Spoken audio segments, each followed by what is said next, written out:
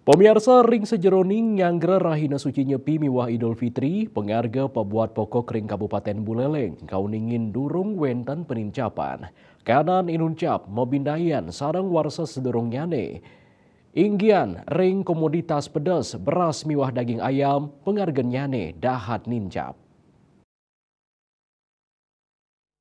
Anutin seselah ring sawetara pasar tradisional kauningin pengarga beras premium kantun 17 tali rupiah kilo. Lianan punika pengarga telur ayam ras akerat tigang dasa buleh sawetara seket kali tali raris daging ayam dada sawetara setiman tali kilogram. Kepala Dinas Perdagangan Perindustrian Koperasi dan UKM Disdag Prinkop UKM Kabupaten Buleleng Deo Made Sudiarto matutang yening fluktuasi harga pabuat pokok warsani mangkin enten nincap sekali tigang warsa ungkuran.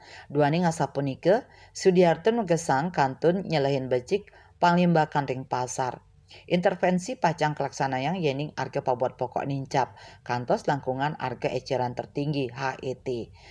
Kanan harga pangan sani nenten dahat nincap ngicinin rasa degdeg ring manah majeng kramoni ring sajoning nyangre nyepi miwah Idul Fitri. Pedagang miwah konsumen ngaptiang kanan stabil puniki sida memargi kantus rahina sampun lintang.